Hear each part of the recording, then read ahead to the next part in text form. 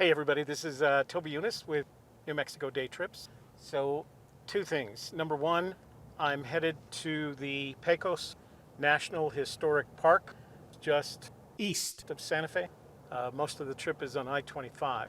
The second thing is that Shelley isn't with me today, and the reason that she's not with me is that she has a project, a big training project that is due on Wednesday. And so she couldn't make the trip today. She wanted to go, as usual, because we always have a good time in our travels, but not today. Right now we're going through the town of Bernalillo, and just about a mile away, we will merge onto I-25 north towards Santa Fe. The cottonwoods along the Rio Grande are beautiful and yellow. I'll have to make sure I get some more drone footage of that when I return home this afternoon. All right, enjoy. We are on our way.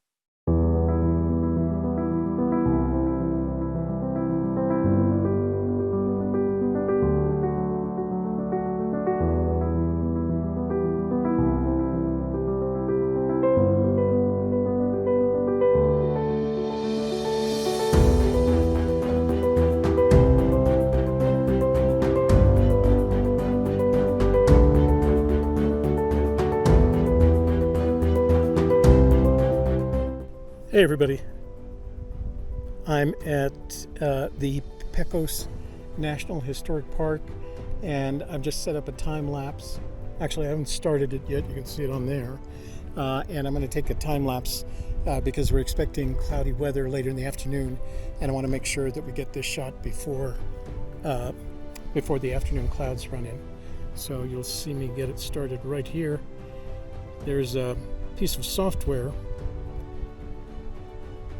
that called the DJI Mimo app that controls the action camera and the pocket camera, etc. So I'm controlling it from the phone so I can keep an eye on it. So the time lapse has started. It's actually a motion lapse, so it will swing from left to right. It will take 30 minutes.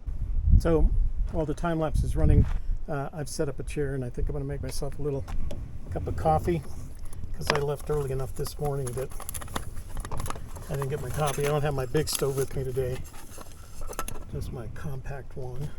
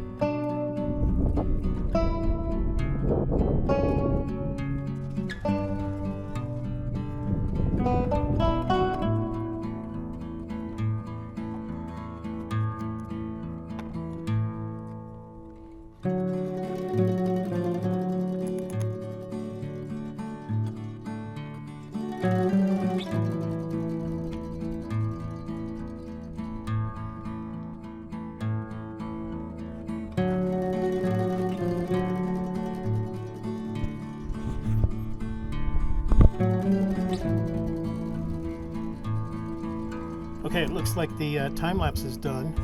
So I'm going to do a quick check here, make sure it turned out okay.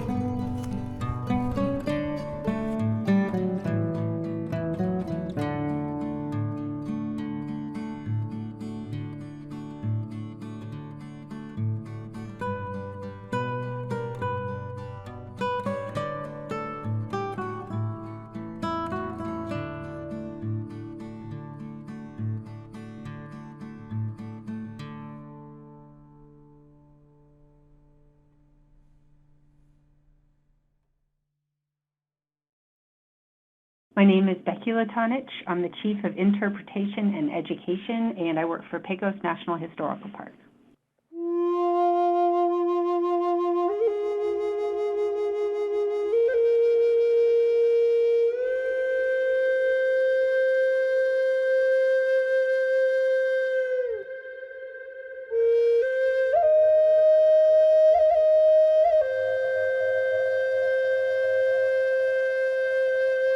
Pecos National Historical Park originally began its life as Pecos National Monument in 1965, when it was really focused on the preservation of Pecos Pueblo and the ruins of the mission churches that were here on site.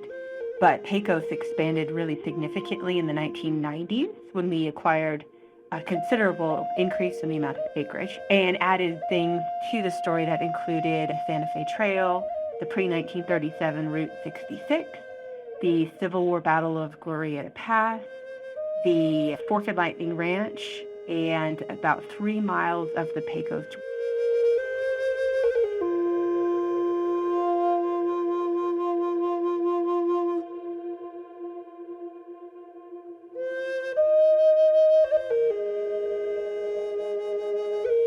We really say that our period of significance is from roughly 10,000 years ago to present day.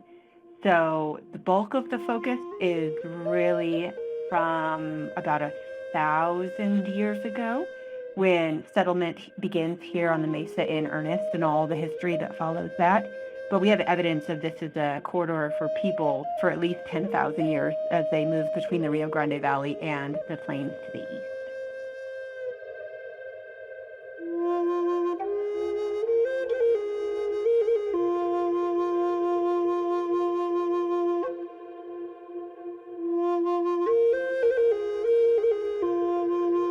There's not really a name for the people, but they are going to be the ancestors of the Pueblo people. And those are the folks who are going to take up agriculture and a more sedentary way of life, and over time begin an aggregation that will eventually result in the many Pueblos that we have here on site.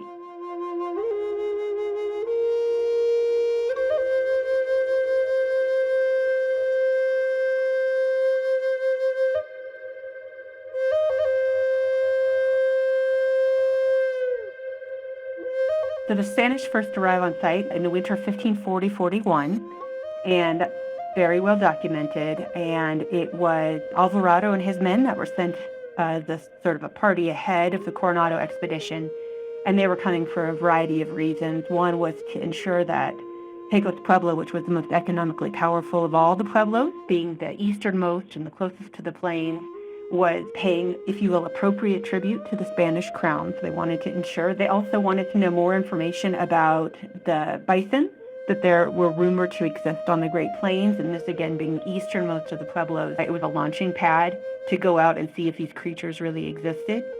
And then the third component that happens as the Spanish come here to Pecos is that they renew their quest to find Cibola, or the Seven Cities of Gold, or Quivira, or whatever you want to call the magical, mythical place that they were searching for, that they had imagined had a lot of riches and gold and whatnot. This small hole in the floor is called a sipapu, which symbolizes the Pueblo people's emergence from the underworld. Many Pueblo people see the kiva as a depiction of their universe, with the sipapu representing what lies below, the kiva floor symbolizing this world, and the roof entry representing what is above.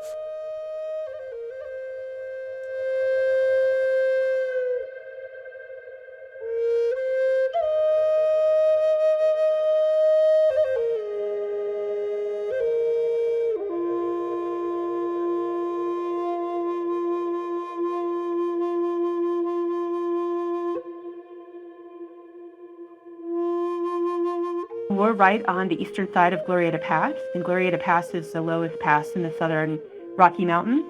And unless you go through Glorieta Pass, you're going to end up going all the way down to Albuquerque and coming back up. And so for 10,000 years, people have used this relatively low pass in the Rockies to pass between those two worlds, the Rio Grande Valley and the plains. In addition to that, Pecos' original name in the Towa language means the place above the water.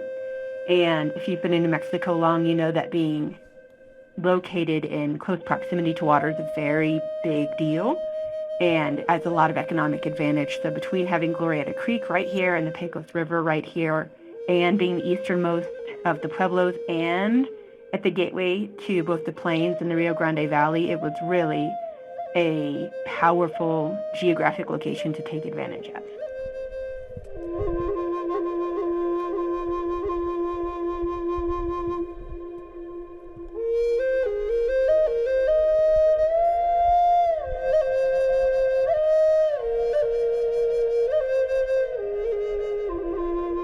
The site itself has a 1.25 mile loop that goes around the entirety of North Pueblo, South Pueblo, and the Spanish Mission Church.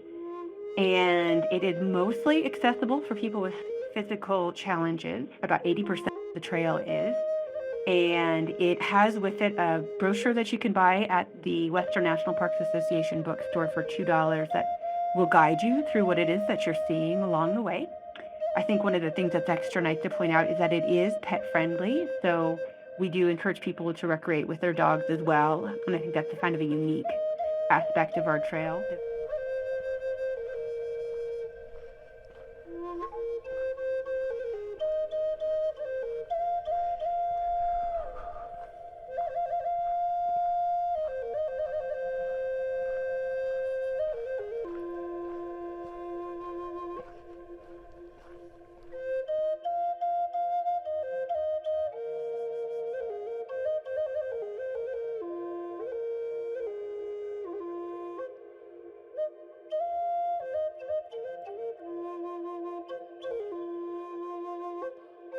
There are actually 4 churches here on site.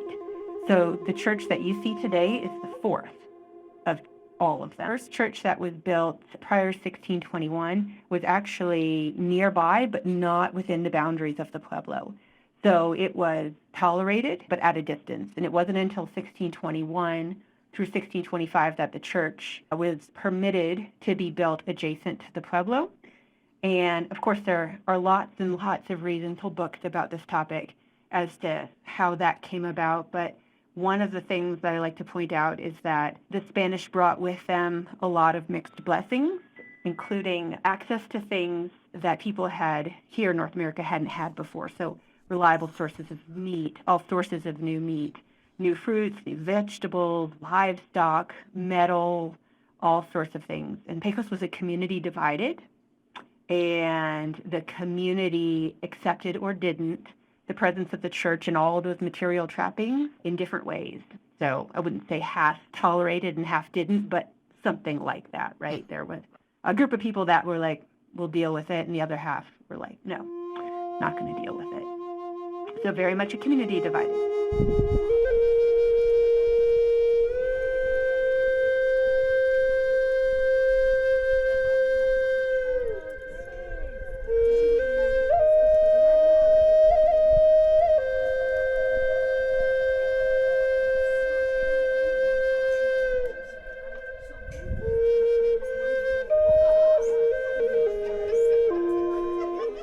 I saw folks carrying a blue handbook out there with an indication of where the.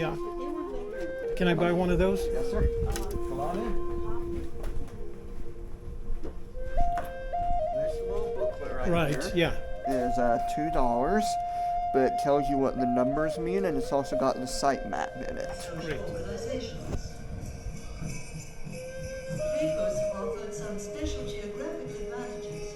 It lay at the pass connecting the Rio. So those museum exhibits have been in there for almost 40 years, and they predate the establishment of this as a National Historical Park. They're from the time when we were still a monument.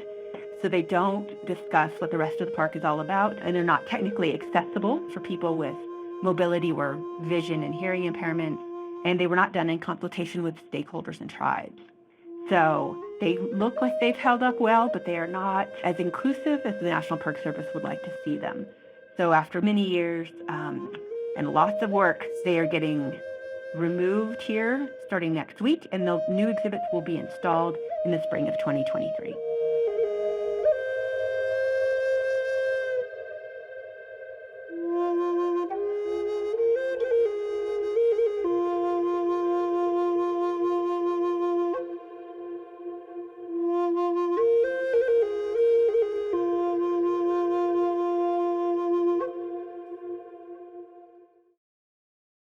Hey everybody, this is Toby and I hope you enjoyed our little trip to the Pecos National Historical Park outside of Pecos, New Mexico. It's about 25 miles east of Santa Fe, so it's an easy drive. It's the majority of it, 98% of it's on the interstate. And then you get off on a well-developed two-lane road that leads you towards Pecos and then eventually towards the National Historical Park. It is one of the best cared for parks that I've been in. It has a lot of history associated with it, both Puebloan and Hispanic, but do yourself the favor of visiting their visitor center. It has one of the best bookstores that I've been in when it comes to books related to New Mexico, its history, the Puebloan period, the Hispanic period, the Civil War period. I mean, there were literally hundreds of books, and honestly, you can see I took advantage of that by buying some of them. I also got my challenge coin, so got that.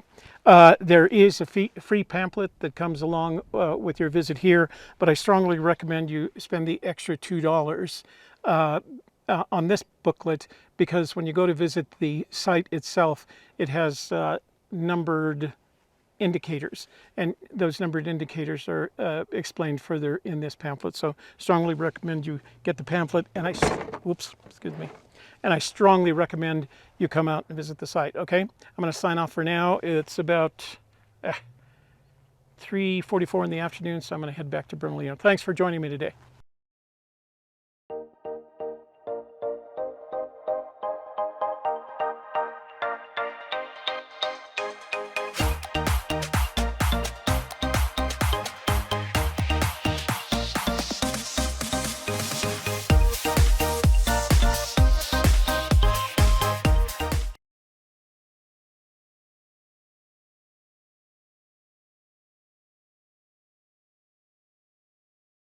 East.